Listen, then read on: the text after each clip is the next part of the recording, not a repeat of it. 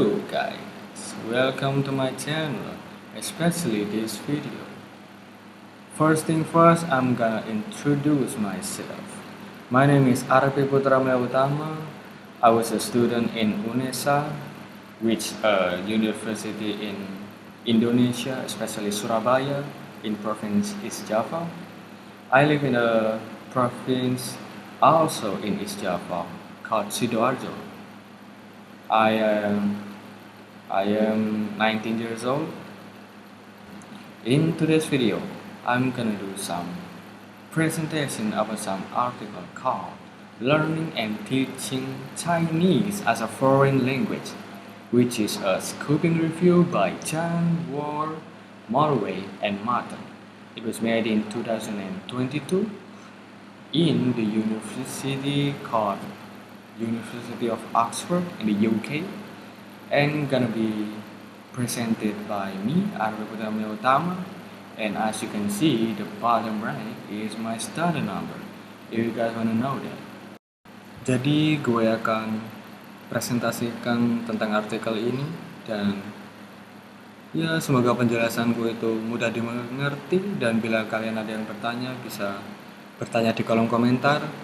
Dan ya itu aja, mungkin kita bisa lanjut. Let's go.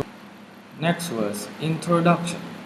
The learning of Chinese as a foreign language, or CFL, has grown rapidly worldwide in recent decades. Chinese presents unique challenge for learners due to its tonal system and logographic writing. Jadi, pembelajaran bahasa Mandarin sebagai bahasa asing berkembang pesat di seluruh dunia. Bahasa ini memiliki tantangan unik karena sistem nada dan penulisan logografisnya yang berbeda dari bahasa alfabetis. Buat yang belum tahu, penulisan logografis ini itu seperti Hanzi atau karakter dalam bahasa Mandarin yang mungkin kalian familiar dengan kanji di bahasa Jepang ya.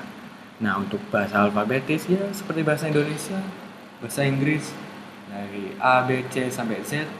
Nah, itu namanya bahasa alfabetis. Nah, meskipun penelitian tentang CFL semakin banyak, belum ada tinjauan menyeluruh yang diterbitkan dalam jurnal internasional berbahasa Inggris.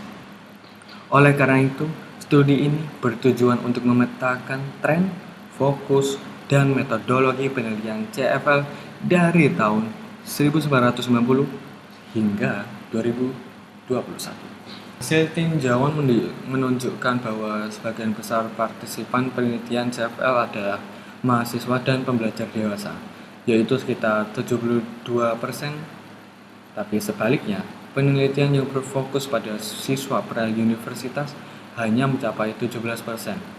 Dari segi latar belakang bahasa, lebih dari 70% partisipan adalah penutur asli bahasa Inggris.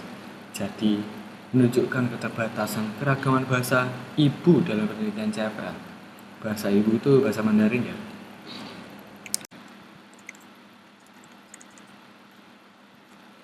Jadi artikel ini dikumpulkan dari 6 basis web jurnal data besar, yaitu A dan HCI, ASSIA, ERIC, MLA, Psikinfo, dan yang paling kita familiar, Scopus.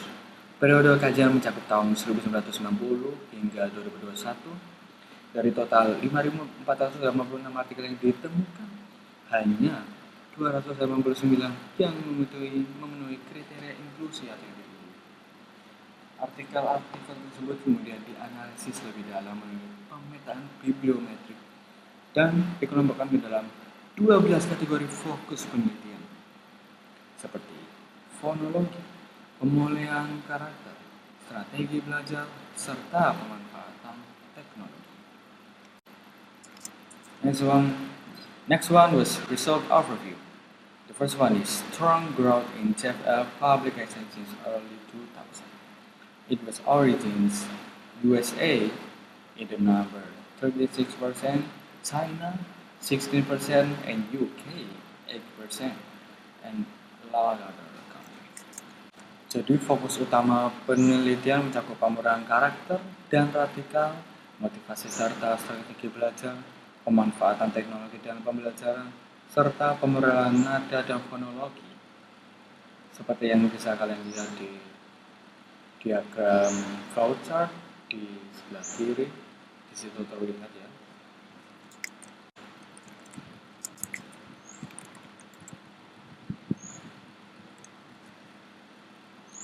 Result methods, which non-intervention studies is 52%, experimental or quasi-experimental is 28%, and corpus-based is 6%. Dari sisi metode, penelitian non-intervensi seperti survei dan observasi mendominasi 52%. Sementara eksperimen mencapai 28% dan pendekatan berbasis korpus itu 6%. Dan sisanya bisa kalian lihat sendiri di pie chart di sebelah kiri. And now is result analysis. Quantitative is 56%, qualitative is 18%, and mix is 19%. Next is discussion. Most studies focus on adult learners and English L1 speakers, which restrict the generalizability of the finding to others learner population. There is also a lack of qualitative studies and investigation into natural language production, which could provide deeper insight into the learning process. And that's all, folks. My very short presentation about this article. And thank you for watching it. This is my first video in this channel. Yeah, and if you guys want to find me, there's my Gmail in the below. Yeah, I think this is at the end of the beautiful journey. Thank you so much, everyone. Bye bye and goodbye.